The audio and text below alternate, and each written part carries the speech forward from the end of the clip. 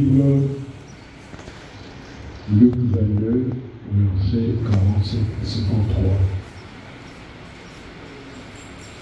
Luc 22, 47 à 53.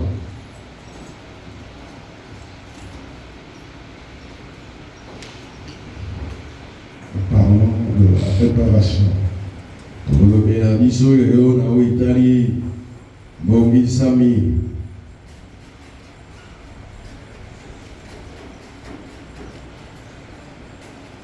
Est-ce que tu crois que Jésus peut tout réparer? Est-ce qu'on dit que Jésus a beau c'est la union? Garde vraiment ça dans ton cœur.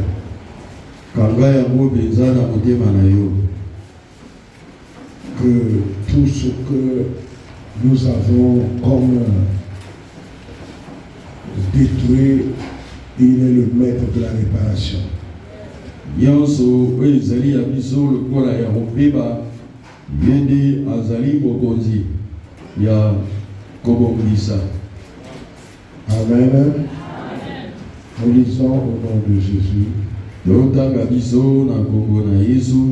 Comme il parlait encore, lokola azali koloba lisusu, voici une foule arriva. Tala ebele ya lomoto eyikoya. Et celui qui s'appelait Judas, na oyo abengami Judas, l'un des 12, moko ya batoma zoma na mibale, marchait devant elle. akotambola liboso na bango. Il s'approcha de Jésus, abelemi apusani na Yesu pour le baiser. Mpona kopesa ye lipwepwa. Et Jésus lui dit, Yesu alobi na ye, Judas, Yuda, c'est par un baiser que tu livres le Fils de l'homme.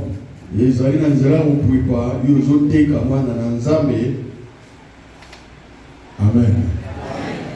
Amen.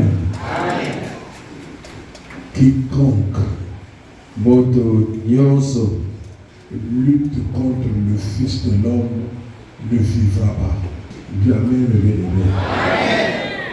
Quiconque marche avec le Fils de l'homme obtiendra miséricorde et réparation.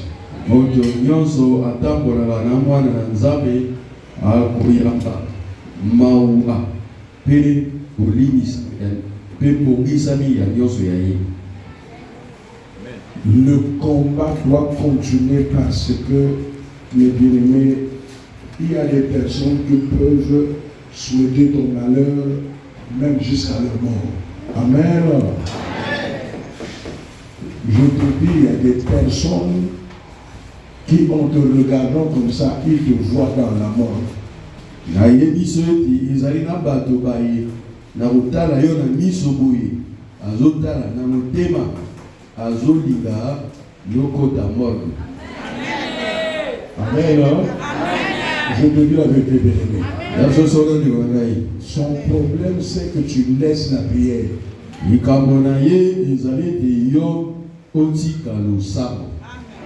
Parfois, il se dit, mais il tombe malade, il manque quelque chose, mais il n'abandonne pas. Pourquoi il n'abandonne pas? Tant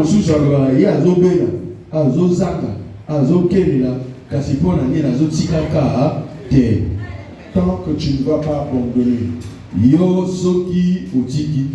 tu finiras par la victoire.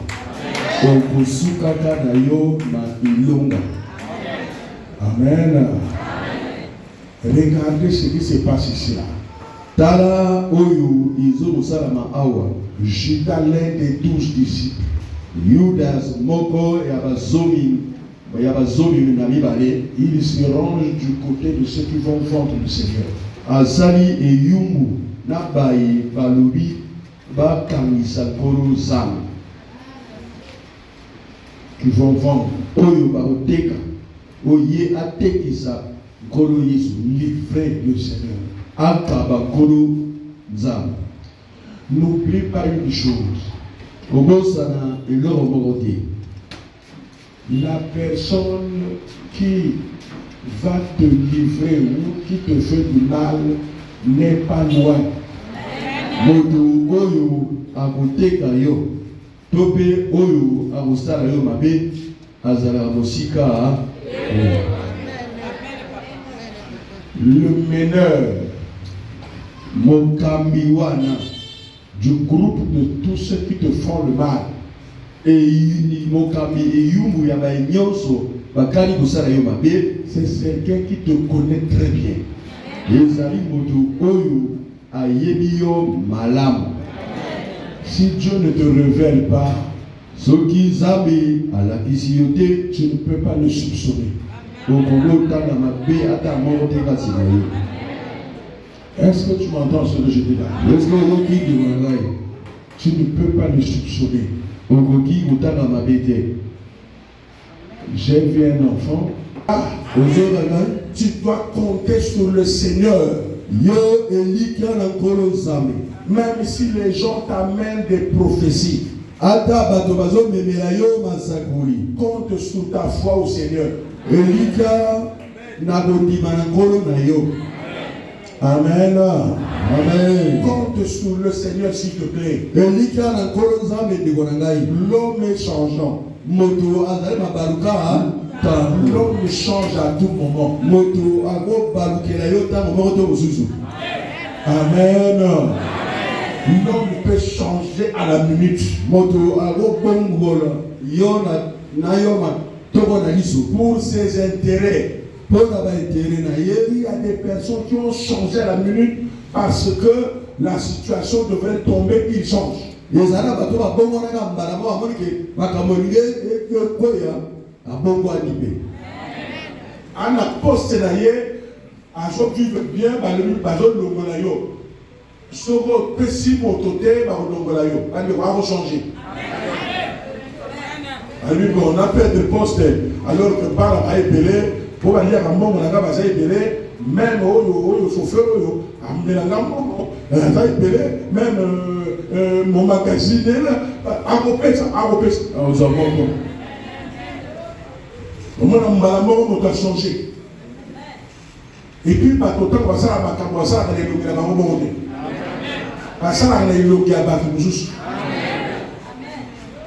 Ozoyoka? Est-ce que tu m'attends la demain? Compte sur lui. elikia na ye. Les adversaires sont proches. bayingi na yo baza pembeni. Je fais quand ils vont agir que Jésus-Christ soit prêt à réparer. nalingi ntango bango basala yesu abongama mpo na kobongisa ya yo. Amen. Ceux qui étaient avec Jésus, voyant ce qui était arrivé, dit. Et l'un d'eux frappa le serviteur de souverain sacrificateur. mpe moko na bango abesi na mopanga mosali ya mbula matali. Et lui emporta l'oreille droite. Mais Jésus prenant la parole dit. kasi yesu kotombola mongongo alobi Laissez, kotika arrêtez. bokata Et ayant touché l'oreille de cet homme, mpe kosimba litoyi ya moto oyo il le guérit. abikisi ye. Non, tu l'as dit très fort, réparation. Jésus dit ensuite aux principaux sacrificateurs, yesu alobi lisusu na banganga nzambe, au chef des gardes du temple na bakonzi ya oyo bazokengela tempelo, et aux anciens mpe na bambaka qui étaient venus contre lui. oyo bayaka kotelemela ye. Vous êtes venus bino awa boye comme après un brigand, lokola kolanda moto ya mobulu avec des épées et des bâtons. na mipanga na banzete. J'étais tous les jours avec vous dans le temple nazalaki mikolo nyonso na bino elongo kasi na tempelo, et vous n'avez pas mis la main sur moi. bolukaki bokanga ngai te. Mais c'est ici votre heure nde awa ekomi nde ngonga na bino et la puissance des ténèbres. mpe nguya ya molili. Ah, Pedro, on a les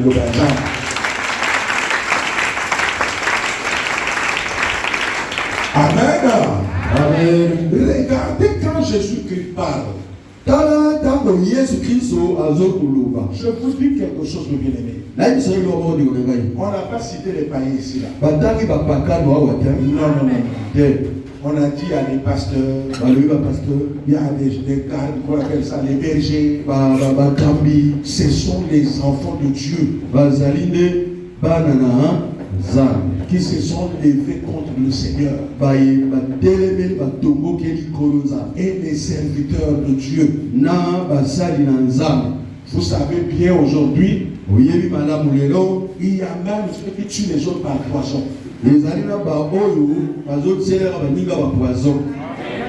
Amen. Et il y a aussi des patients qui meurent par poison.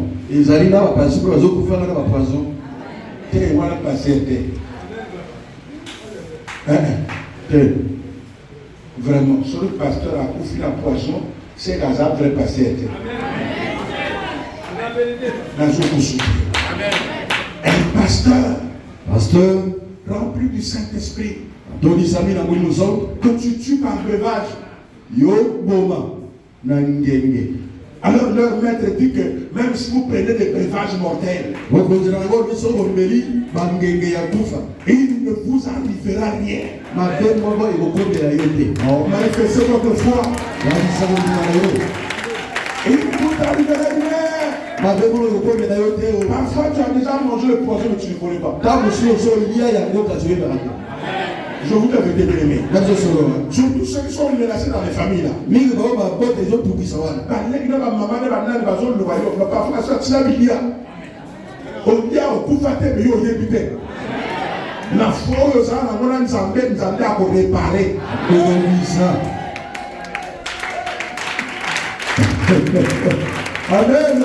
Amen. Judas a vendu le maître. Judas a déquis pour conduire. Il est allé appeler les gens. Je peux vous le livrer. On a donné le prix. Aujourd'hui, ce sont les intérêts. Les gens, beaucoup de gens n'ont plus l'amour des autres. C'est maintenant les intérêts qui règlent tout. Et combien d'intérêts ils ont qu'à ta ils ne savent pas que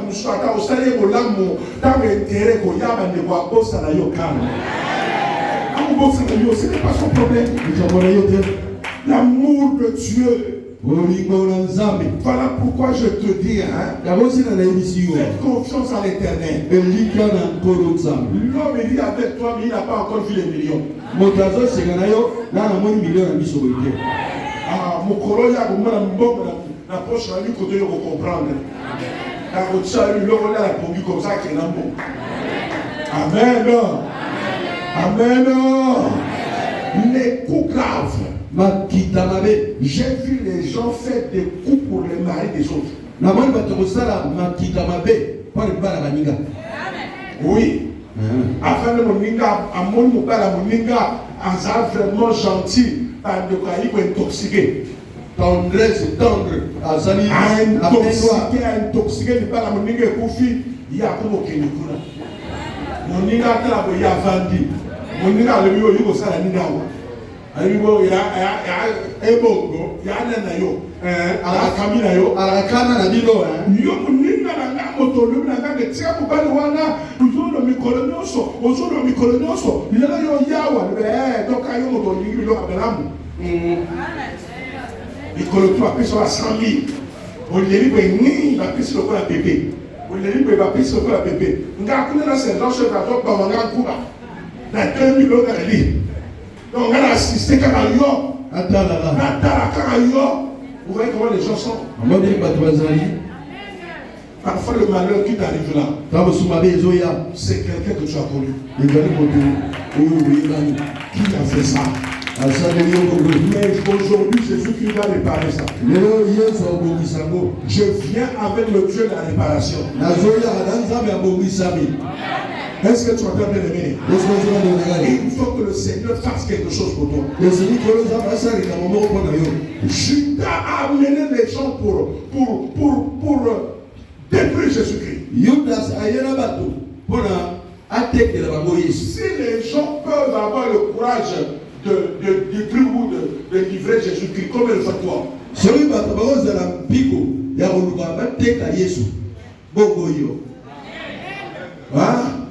Ne se plaît jamais. Prie seulement l'Éternel. Parmi ceux qui assistent là, il y a ceux qui ont participé à ce coup. Prie seulement l'Éternel. Prie l'Éternel. Quand votre père était vivant, je vais vous dire des proverbes que vous allez maîtriser maintenant. Quand votre père ou votre oncle était vivant, vous étiez en train de le suspecter. Mais maintenant qu'il est mort, pourquoi les choses ne s'arrangent pas? Vous ne savez pas que quand quelqu'un est mauvais, il prépare encore la future.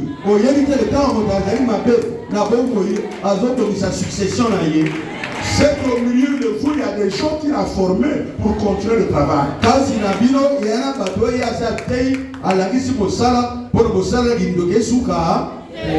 Si vous souhaitez la mort de quelqu'un, ce n'est pas la victoire que vous avez. Parce que lui, avant de mourir, il avait déjà initié l'autre. Ce que vous devrez chercher, c'est la délivrance.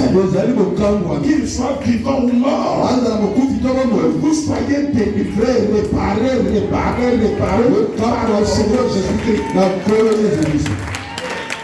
Il y a le pouvoir de tout réparer.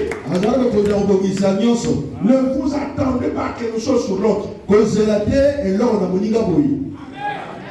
Vous remarquez que ma famille a vu sur africain, donc on a gagné au lingo, donc sous la division. Que vous avez vu. Vous avez beaucoup dans le monde. Mais pas les gens beaucoup à 40 ans, à 30 ans, à 50 ans, au Panzani, ça dit, oh, il y a un jour de l'histoire, oh, il y a Kangé Longi, oh, il y a comme le Bible de l'Oranda. Non. Pourquoi? Parce que il logo ba sala kita no mwana ndenge Yesu abota ki yebe mwana moto ayeba kite taka kuna 33 ans ba to yebe ke no wana te taka kuna 33 ans li kole fongwami hein il loge kanome ke fongwami pou à partir de 33 ans ba ka yebo découvrir oh mwana ya maro azali ko sala mesure mabayawa mais je pouvoir la joie. On a battu Nazareth, on a battu Nazareth. Parce que vous voulez y avoir beaucoup. Tant qu'on a bébé, il n'aura pas fait ça. Ah, mon grand côté, à Mélissi. Ah, Singa, à Kanga, à Tombe, à Salaboye. Ah, je vais préparer moto. Tant qu'on a les fonguamités. Mais tant qu'on a 30 ans, 33 ans, il va nous fondre. Il va nous fondre. Par comportement, il va nous changer. Allez, papa nous sera massacre. Et ma famille est comme divisée. Oh, nous avons commencé Yaya, nous avons dit Yaya va préparer pour remplacer papa Rabino. La moelle a comme un oreille bana, la moelle va camper son chef, la foi de la gueule est comme un solo. Ça, c'est la vérité que je vous dis. Si vous ne comptez pas sur Jésus-Christ, vous serez massacrés. Vous allez souffrir par votre entourage. J'expliquerai les enfants. Vous avez un petit chef dans la famille. Vous savez combien il a formé? Ils sont comme nous les pasteurs. Amen. Oh, je l'avais dit. La famille des pasteurs, la famille là, oh, il a formé. La famille, Walter a formé. T'as les mécanes de d'autres amis. Mais la famille, la famille,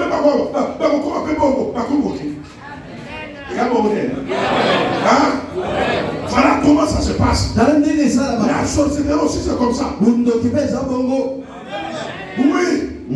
Toi, parfois, si tu n'es pas sorcier, parce que tu es pas programmé. Sinon, ils ont essayé de te donner ça.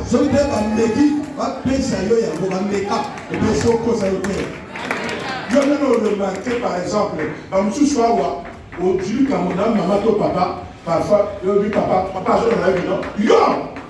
Yo, vous avez pas la botte. Yo! Yo,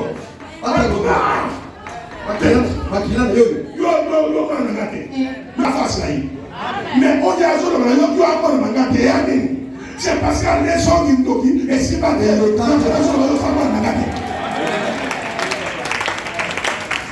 toi, tu dois rester avec le Seigneur. Pour réparer tout ce que tes frères ont détruit. Pour réparer tout ce que ton père a fait. Pour réparer tout ce que ta mère a fait. Dans leur jeune âge, ils allaient chez les féticheurs. Ils acceptaient certaines choses. Ils acceptaient certaines choses. Ils prenaient beaucoup de choses. Vous étiez jeunes. On vous faisait des incisions. On parlait, on mettait des choses. Aujourd'hui, c'est serpent. Quand on a fait les incisions, on grandit. Ça commence à se manifester. Ça commence à détruire. Ça commence à ronger. Mais aujourd'hui que je vous parle, c'est pourquoi j'ai amené le Seigneur qui est le réparateur. Là où ça ne marche pas, Jésus qu'il va te réparer. Il va enlever ce qu'on a implanté sur toi. Il va changer complètement. Et quand il y a la famille qui a Congo, pas malade à famille réparée. Célibat à famille réparée. Stérilité à famille réparée. Sorcellerie à famille réparée. Opporé à famille réparée. Dans le moment qu'on a Congo, mais quand dans ma famille, voilà, nous avons mis ça au réparer. C'est ce qu'il va faire. Amen. C'est ce qu'il va faire. Jésus n'a pas son pareil. Moi, je l'appelle pour ça. Regardez comment Judas a dit aux gens, oh, on a repéré sa baiser. Oh, on a repéré mais il y a dans la hier, alors la hier, je t'ai dit, parce qu'on a eu, il y a dans groupe, oh, Kolo, oh, Kojimangai. Oh, on a repéré ça une fois baiser, ma, Bokangai. Yewana. Oui. Il y en a pas de beau. Là, on a pesé 30 000. Oh, on a pesé 30 000. On l'a dans le bouquet. Baiser à Judas. Amen. On a dit qu'on a pesé son mort au Zambia. Oui. Foutatine. Est-ce que vous avez là? Quand tu as mis le qu'il était. Quand on tombe la Zambia. Les gens sont proches de toi. Téléphone, ça va y attends, on va plus les allô. Yo la van. Et tant qu'on a mon yo, peut-être ça peut gravité. Et l'autre, ça va le travail qu'on a fait, ça n'a pas vraiment marché. Allô, tu es avec lui là? Oui. C'est un Mike. Comme ça, soit après son Mike, au pétard, moi, on a populé. D'accord. Ok. Voilà, je ne veux pas prendre. Non, papa, non. Ça papa. Au lieu de aussi ma verre. Aussi le verre, aussi le bon de coupe, le bon soir. Nous sommes venus à prendre la aujourd'hui, je t'amène un tueur réparateur. Qui ne peut plus laisser ta vie comme ça. Pour que ceux qui te mettent la guerre, qu'ils croient aussi la puissance de Dieu. Qu'ils savent que le Dieu que tu pries est un Dieu réparateur. Amen. Il répare même les erreurs. Pour te même la version sous et par le lui, tant que va lui yo, à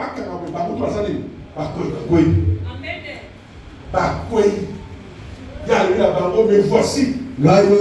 Pourquoi il juste na solo na yo bateau, na sali complot. Pour la maman, on a un kilo de barreau, quoi, il y a barreau.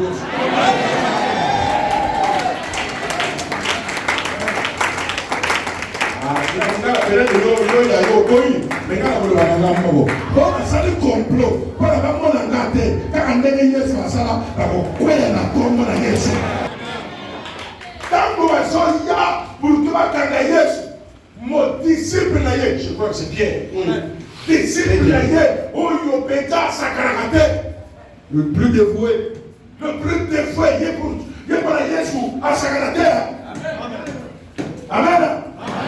Il a dit, toi, tu vas où?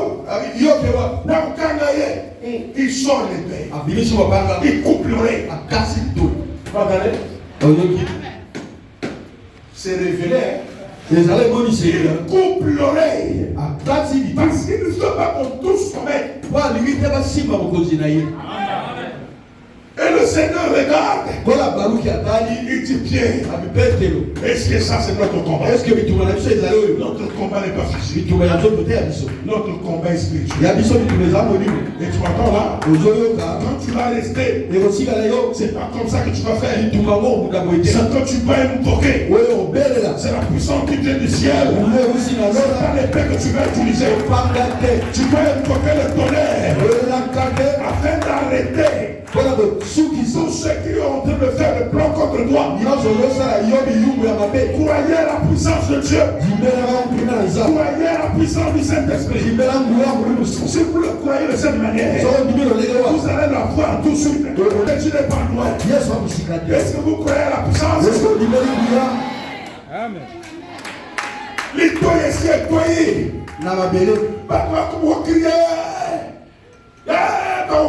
Parce qu'à quand il est donné, il y a dans les cieux allumés. Non, dans les gens qui est de Golgotha, rien ne peut m'empêcher là-bas. L'oreille ne va pas m'empêcher. Il prend l'oreille. Il remet l'oreille. Il a réparé ce que les gens attendaient. Jésus qui l'a réparé. Il est le réparateur de tous les fautes que ta mère a fait. Que ton père a fait, tous les fautes que tu as fait là, il va réparer ça. Il va réparer là où le diable avait détruit. Il va réparer tes troncs. Il va réparer ton sang. Il va réparer ton cancer. Il va réparer le sida. Il va réparer ta famille. La réparation, ce qui est séparé sera réparé aujourd'hui. Tu n'as pas d'amen. Tu n'as pas d'amen. Je prêche ça là. Il y a un enfant qui m'a dit ça. Moi, je faisais le bac. Je faisais le bac. J'étais intelligent. Mais rien ne réussissait. Maman m'a dit, va là-bas. Je suis arrivé. Et ce qui m'a étonné, parce que tu as dit que tu étais le jury de Golgotha. Et tu as dit en tant que jury, je répare ce qui s'est passé. Et va, tu donneras tes enseignements. Il dit, je n'oublie pas ça. Et j'ai eu mon bac. J'ai dit, Seigneur, merci parce que tu as réparé. Là où ça ne marchait pas, tu as réparé. Le pont cassé, tu as réparé. Pour que je parle de l'autre. Le Seigneur va réparer. Ce qui fait que tu n'as plus pas accouché. Il va réparer ce qui t'empêche d'avoir de l'argent. Ça fait longtemps. À chaque fois qu'il y a un projet d'argent, quand ça pointe comme ça, ça ne se passe pas. Mais je suis venu avec la réparation. Je suis ingénieur technique formé par le Seigneur Jésus, afin que toi tu obtiennes des réparations. Tu obtiens des réparations. Là où ça ne marche plus, ça va commencer à marcher. Ça va commencer à marcher. J'appelle également la puissance de la réparation. Tes yeux seront réparés. Ton sang sera réparé. Tout sera réparé aujourd'hui. Toutes les paroles qui t'empêchent d'entrer dans ta bénédiction seront détruites aujourd'hui. Jésus est celui qui répare. Il accompagne ses enfants. Oh, il m'a détruit ma famille. Oh, ils ont permis de dire que les manques. Yes, ils ont réparé ma finance. Tu Tu vas me réparer ça. Il m'a fait lire ça. Il a pris l'oreille. Coupé. Sur la médecine, on ne peut rien faire. Parce que la médecine le fait. Si ça te coupe, ça reste. Là, on peut suturer. Sinon, si ça coupe, c'est comme le pied. Si ça se coupe, ça quitte, ça tombe là-bas. On ne peut plus réparer. Mais si ça reste encore à la période, l'hôpital peut réparer. Mais si c'est l'oreille qu'on a coupé, c'est tombé par terre. Là, on disait, c'est fini. C'est fini. On va l'inculper. Parce que ça se répare. Mais Jésus de Nazareth leur a montré là où l'intelligence humaine s'arrête. Moi, je peux faire. Si le dossier est déjà signé, Jésus m'a réparé. On va mettre ton nom. On va te faire l'initiative. Je vais te dire, même si tu te dis, nous sommes à la fin de l'année. C'est fini ce programme. Ce n'est pas fini. Avec les hommes, c'est fini. Avec Jésus-Christ, c'est pas fini. Ce n'est pas fini. Il va surprendre tout le monde. Il va surprendre tout le monde. Il va surprendre tout le monde. De la force, réparation. Encore.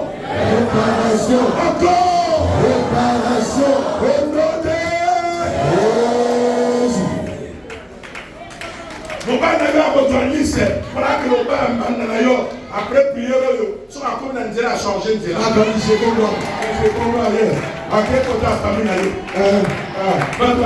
qu'est-ce qui s'est passé?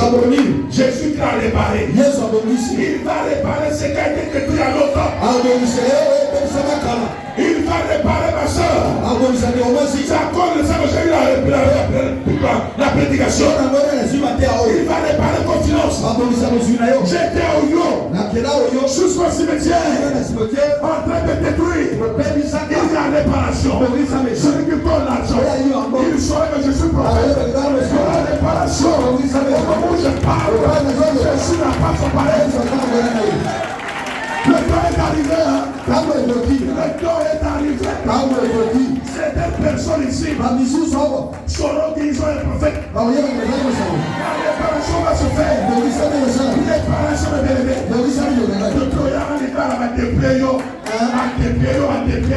A Sadio, a Bensio, il y a autour, il n'y a pas les débats, à Kabeba, mais ça, mais la gaille, à quoi les pareils, les réparations comme ça, réparation comme ça, la câble vont changer.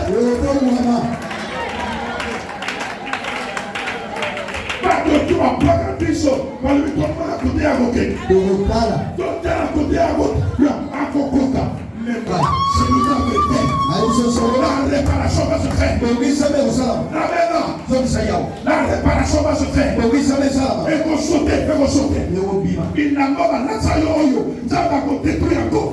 Car les gens savent que l'autre est le réparation, les gens savent. Notre opéra. Réparation.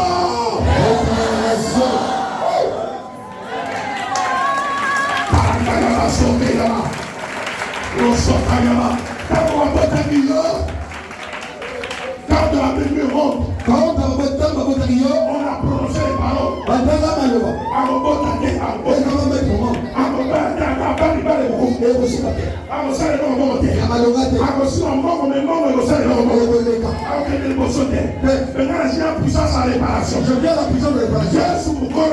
Jésus qui est propriétaire. Ça va changer. Et tout le monde fera. Il y a un Dieu sur la terre.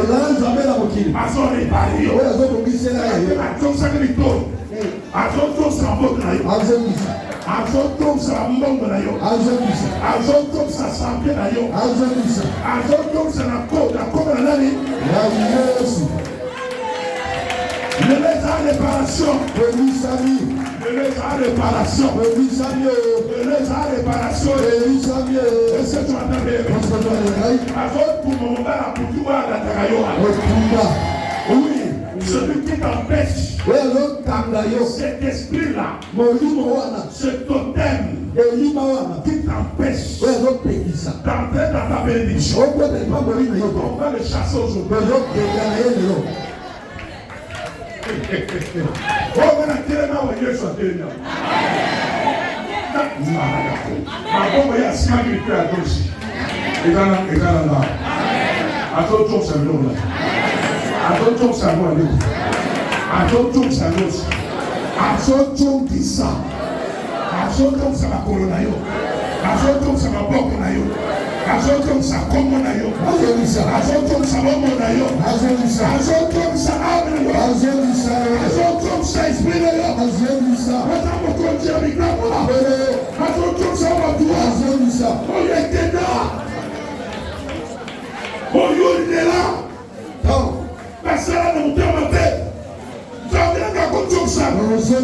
Jésus qui est puissant. Si tu es esclave de la famille, je suis en train de détruire ça. Que le feu s'allume. Que ce cancer soit détruit. Que tu ne meurs pas. Vous avez été à la beauté. Non. Tu as compris ça.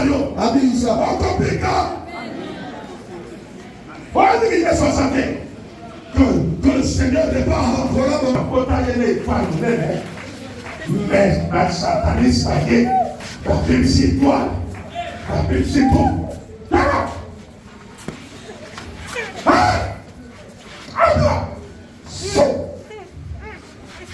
Tout le monde va te dire, yes, voilà, c'est ma victoire. Attends, ça victoire.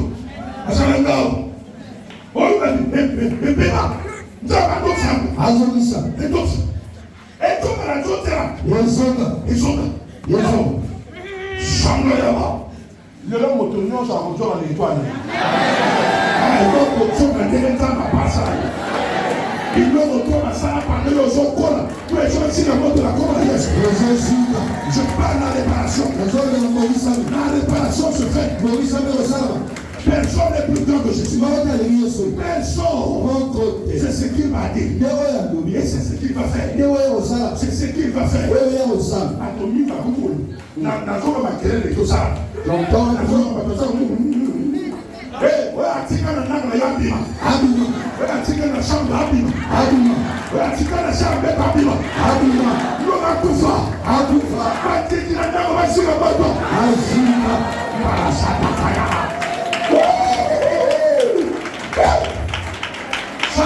Attention, il y a quelque chose qui te fait. Et après la réunion pour tout, accouche la tête de la chambre.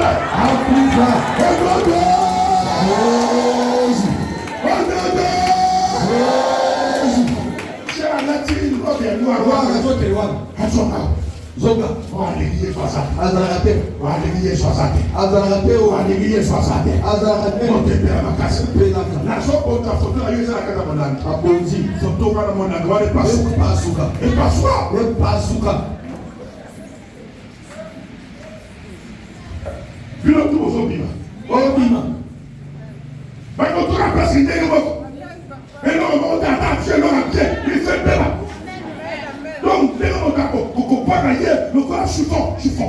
Pas contre la famille. Le animal va détruire. Le nom de Jésus. Réparer ça. Et la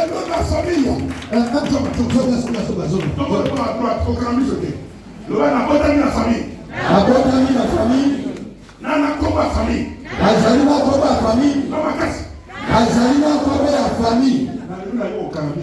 Ne ferme pas tes yeux. Regarde-moi ici. La famille.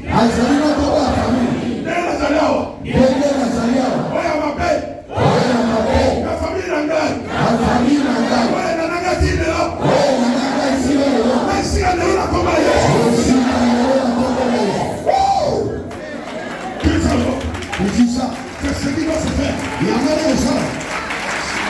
le faire. Non.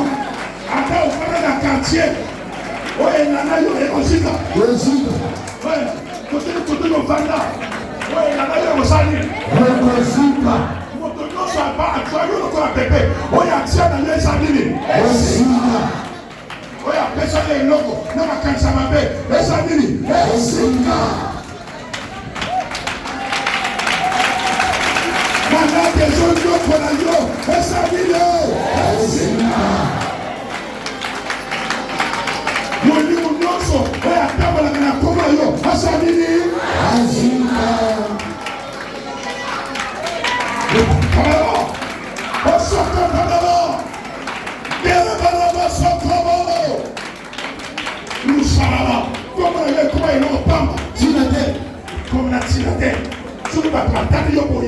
ils n'ont rien à faire. Aujourd'hui, je viens comme ton pasteur. Je viens avec la réparation.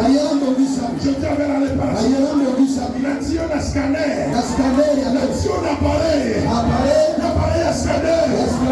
Qui est Jésus de Nazareth. Il va sortir de l'autre côté. Tout vous changer. Quand le Seigneur te change, que ça change. La réparation.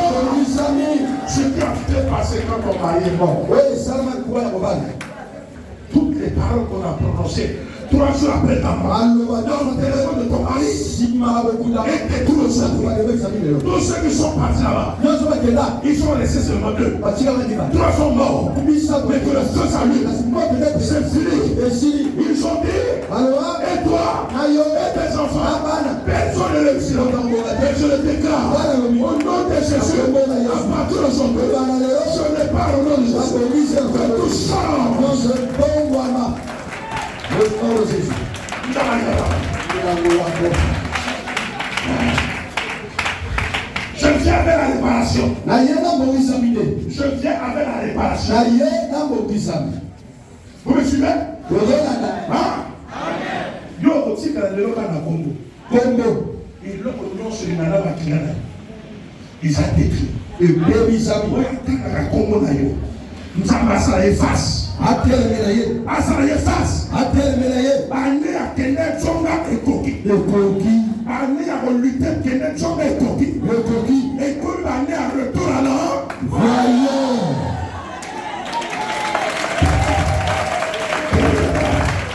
Je sors. Et l'autre, je bénis Dieu pour tout ces doctrines. La parole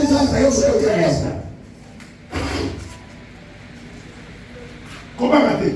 Le grand lien. Je ne vois pas. Jésus-Christ a enlevé le voile. Ta santé va revenir. 2026. Que le Seigneur te délivre. Toi aussi. Attention. Que le feu s'allume pas.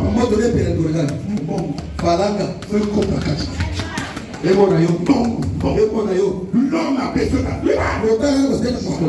Quand il a le bibeau, on va continuer à continuer à tout les hommes, on continue à l'encourager. On a qu'à savoir. Côté à mon point, il faut comprendre. Ah, c'est la compagnie. Tu vas avancer. Tu vas avancer. Pour ça, tiens. Voilà, Singa. Non, non, Singa. Et Kata. Singa. Nous allons sous esclaves. Mon côté. Singa, il pouvait les salir 48 ans. 48 ans. Mais vous trouvez la maman. Il est à Katia. À Katia, il est là. Tu n'es plus. Merci. Moi, je vais la vie. Oui, à Kanga, on va faire. Maintenant, je suis comme vous. On a joué la maison. Gestionnaire Ménani. Réparation et salama. Jésus-Christ est bon. La réparation. La réparation. La casse. La casse.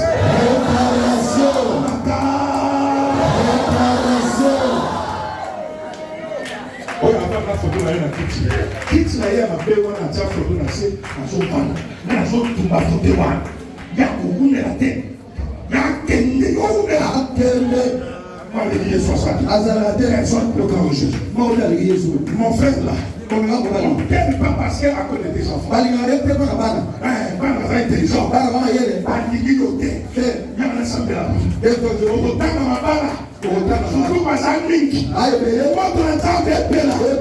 À partir de 2026. On a autant de ça. Nous avons une réparation. Réparation. Va dire à tes sœurs que Jésus a réparé ce problème qui a fait 37 ans. Réparer tout un village, au moins 2 villages. Batomoka la bino, Batomoka, Kanda, Kassikila ou les Libanais en bon.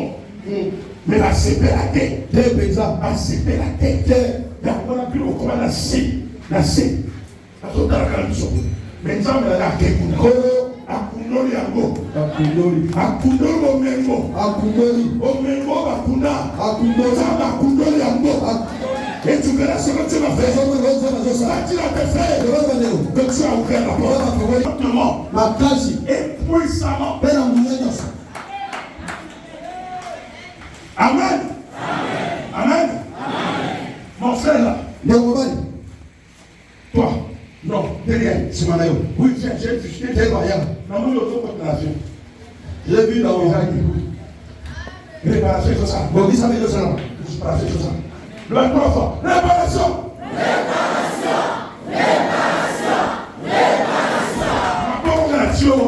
Les mains se posent là. Et ça, et l'autre, il va tirer là. C'est pour que tu ne réussisses pas. Pour que tu ne partes pas. Normalement, tu devrais faire des voyages extraordinaires. Des voyages d'affaires. Mais quand jusque-là, il y avait quelque chose là. Mais Dieu répare. Répare. Au nom de Jésus. Amen. Amen. Yo ozana ka dukisa to kaka. Toi on fait la béni au logo mouvement.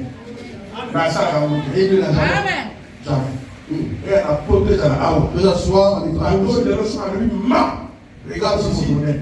Mais tu as la loca. Mais tu as tout à travailler.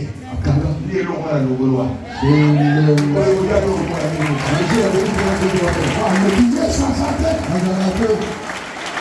Je bénis Dieu pour vous quelque chose. Est-ce que tu entends bien? Si le diable ne m'aime pas, c'est à cause de ça. Voilà pourquoi il me menace. Priez beaucoup pour moi. Priez pour ma famille. Est-ce que vous entendez bien? Il y a des choses qui arrivent. Dieu a changé de dimension. A changé de dimension. Golgotha change de dimension. Je vous dis la vérité. Vous allez comprendre ça. À bientôt, il y aura des gens extraordinaires ici. Le niveau a changé. Et c'est vous. C'est vous qui m'avez amené ce niveau. Je vois la réparation. Je vois le boulot qui est en train de faire. Tu es en train de faire le boulot. Les choses se changent. Les choses se transforment. Est-ce que tu entends bien? La réparation est là. Est-ce que tu entends là? Est-ce que tu entends? Amen. Le boycott.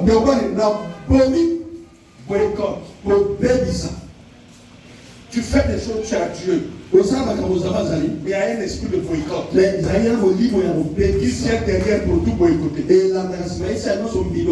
Aujourd'hui, tu as détruit ça. Je vais souffrir tellement que tu ne vas pas comprendre. C'est comme ça dans la vie. Il y a des personnes que Dieu utilise pour les autres. Je peux t'avouer que bien. C'est la réparation de ça. Surtout la réparation de la passe à pouvoir. Il y a la chose dont on a la robe. Sa robe est là. Il y a la pouvoir. Ah, on a trouvé la robe. Et si elle a commandé.